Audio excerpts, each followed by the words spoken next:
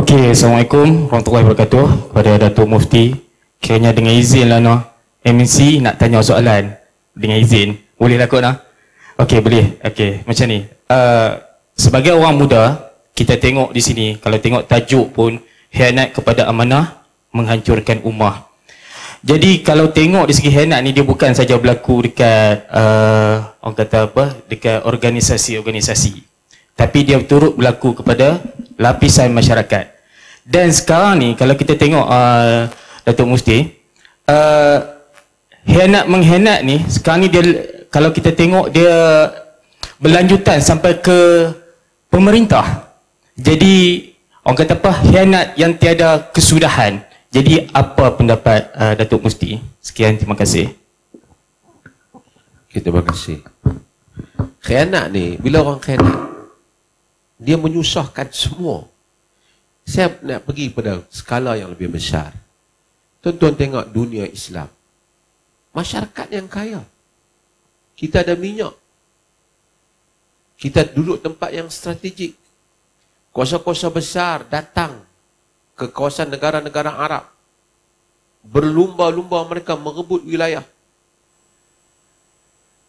Tapi orang Arab miskin. Orang bila sebut Arab, dia teringat Arab Saudi, kena Mesir.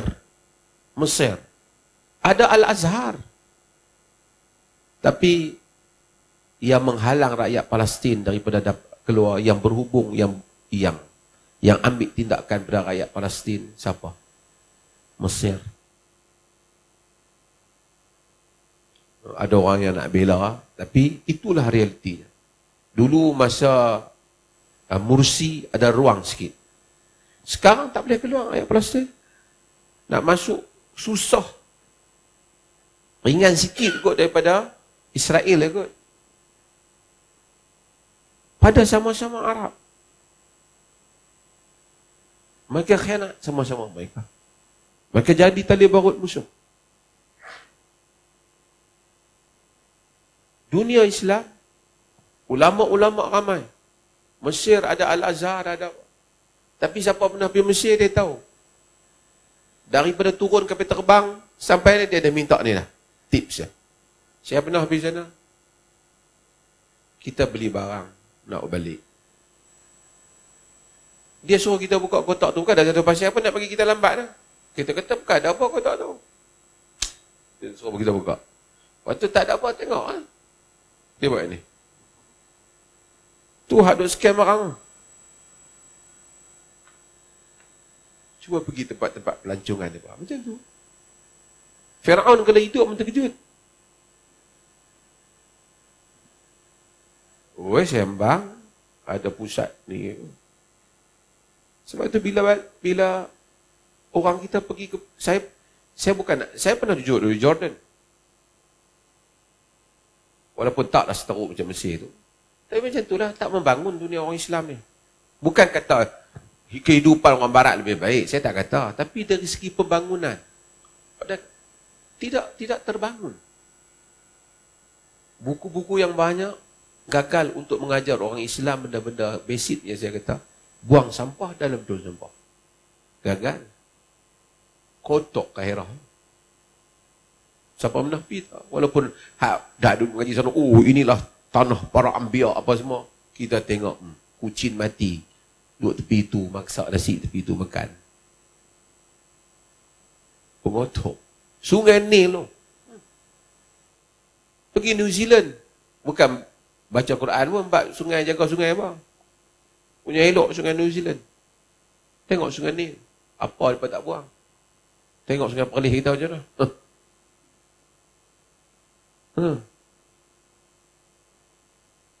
Kotok jangan tanya lah.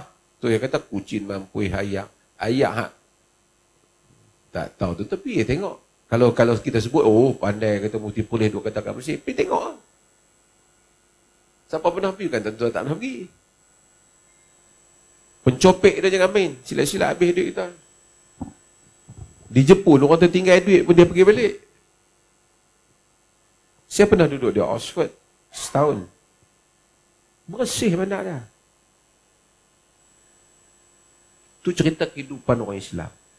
Bukanlah kata iman mereka kurang berlebih pada. Tak. Saya cerita kita agama nak masuk masjid, bab taharah, bab apa ni, oh hebat kita.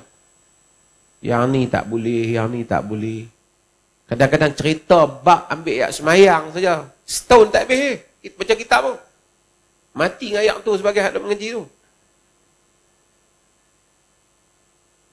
Pembahagian. Tapi, luar pada masjid, kotak. Dr. Yusuf Qadawi kata, cerita bab bersuci ya, bertahun tak keluar bertandas. Maksudnya macam tu, tak habis duduk dalam tandas kita ni. Tapi gagal kita bangunkan. Itu kehidupan orang Islam. Rasuah, indeks rasuah. Semua orang top 5 tak ada negara orang Islam. Urus takbir yang baik, semua negara orang lain.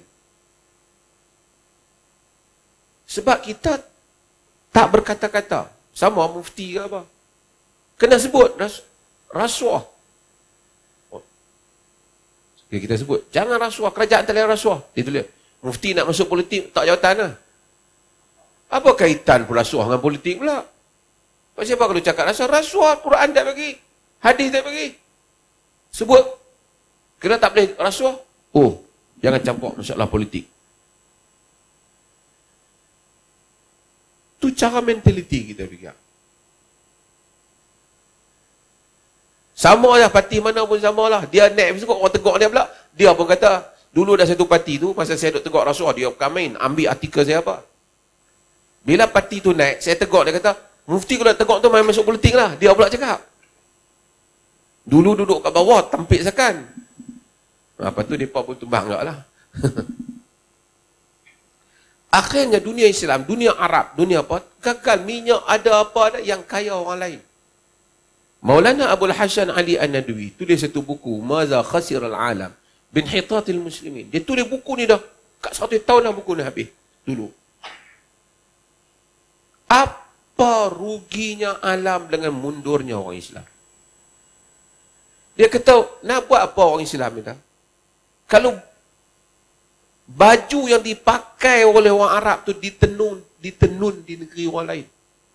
Kalau buat perjanjian dengan Barat, pen tu pun Barat buat, bukan kereta senjata lagi. Pen nak sign ni, orang Islam tak boleh buat. Basikal pun kata Qadawi kita tak boleh buat. Sebab apa? Corruption.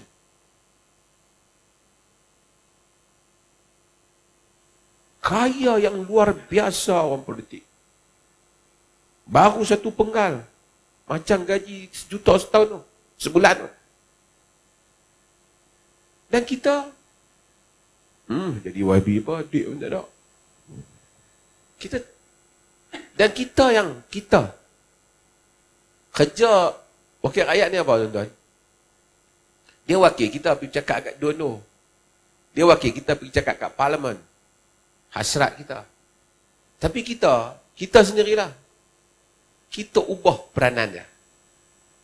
YB tu kalau main kenduri bagi 500 kalau YB bagus. Kalau kena 10 rumah, 5,000 lah duit dia. Dia nak ambil mana? Tambah kenduri, dia perlih saja. Oi, kalau main musim kenduri.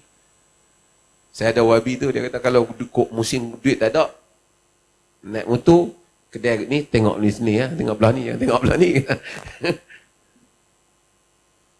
Kita, anak nak masuk universiti, YB main, bagi. Kita harapkan duit di tangan dia. So, dia pun mesti cari duit lah. Lagi banyak dia cari duit, lagi kita sukalah bagi kat kita. Lepas tu kita cakap, kita nak yang telus. Nak ambil telus mana?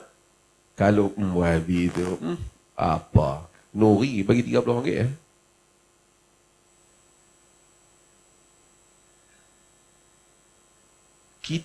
Kerana dia tugas, dia bukan pergi bagi duit dia kat kita. Tugas dia membahaskan isu kita, dia bawa mai ke kawasan kita. Pembangunan, dia bawa mari, bukan dia belanja duit dia. Bila kita nak yang itu, macam tu. Tapi parlimen tak bercakap di Dewan Undangan Negeri, cakap pun tak cerdik punya cakap. Kita tetap kata A. Siapa A? Cakap tak betul. Oh, aku jumpa dia baru ni. Pergi RM1. Kita yang nak macam tu. Kita tak. Sedangkan masyarakat lain, tuan-tuan faham maksud saya, mereka bukan mau macam tu. Mereka mau hak boleh bercakap. Mereka boleh yang bawa duit mai dekat sekolah mereka. Bawa duit mai. Sebab tu mereka kuatkan masyarakat madani ni.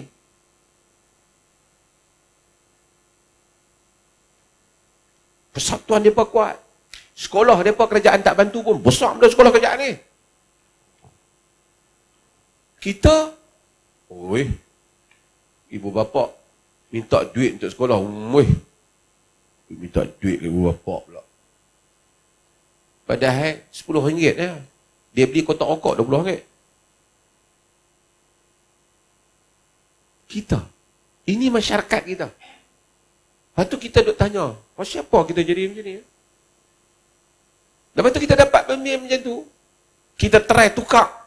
Saya sebut bukan tuan-tuan tak setuju pun tak apa. Kita try tukar. Tukar orang lain dia fikir macam lain. Kita fikir nak telus. Kita pun tak telus. Orang lain dia fikir ke peluang lain pula. Timbul masalah perkauman. Masalah nak hakis agama kita pula. Kita harap dia supaya buat yang lain. Dia nak pergi buat yang lain. Lepas tu tukar mai balik. Lain kali orang pun tak tahu nak pergi undi yang mana. Kan? Tak tahu nak undi yang mana dah. Undi yang ni, hantu kubur. Undi yang ni, hantu sungai. Undi yang ni, hantu raya. Mana hantu yang korang boleh kaki aku? Lain kali kita akan hantu mana yang korang takut sikit? Yang tu ya. Tak nak dapat baik, kita tak ada. Semua hantu.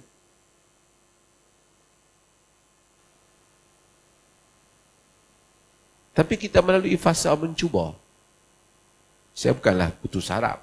Europe mengambil masa 200 tahun untuk stabil. Tapi ini, this is the reality of our country. Untuk kita Muslim, kita nak yang telus, dia buat main masalah hak lain pula.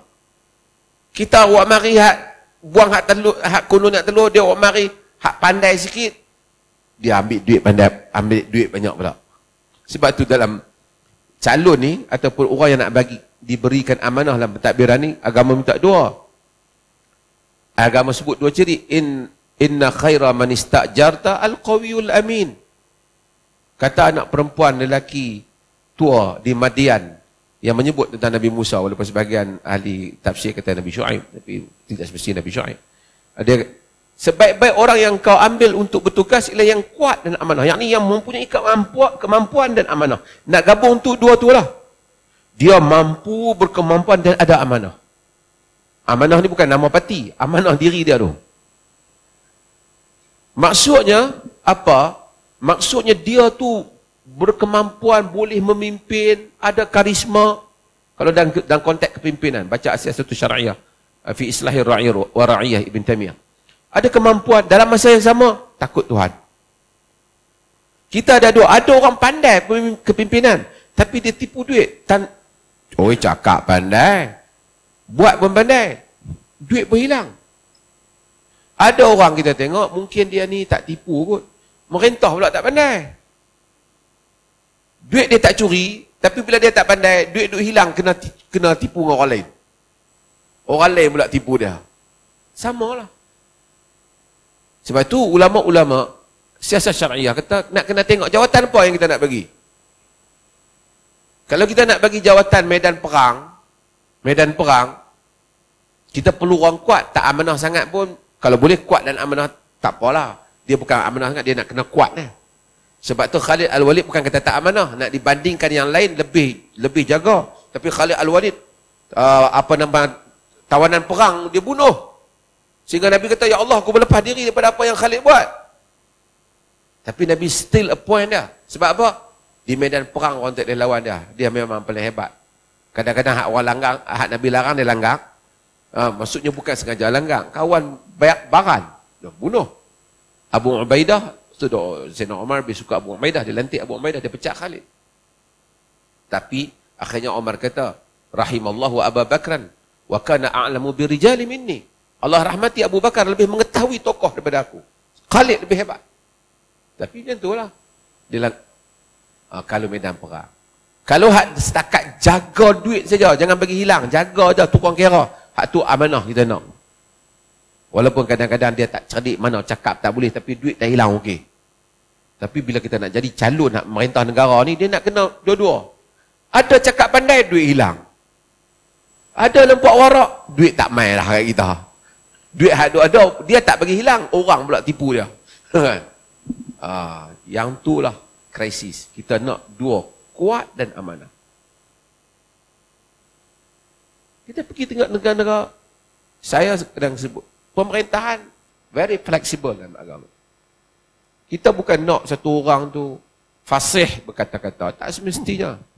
Tapi dia tahu apa yang dia nak buat dan dia ada amanah dalam diri dia. Sayyidina Osman tak fasih. Tak fasih. Sehingga ada riwayat walaupun tak kuat, dia kata, innakum bihajatin ila imamin adlin aksar min hajatikum ila imamin fasih. Kamu lebih berhajat dari imam yang adil lebih daripada imam yang fasih. Pemimpin yang adil lebih daripada imam yang fasih. Ada yang fasih. Kadang-kadang hak pidato hebat. Kita tengok pidato hebat. Dia abang hari ni dia merintah, esok dia selesai masalah. Weh, hebat tu. Dia bagi kita 24 jam ya.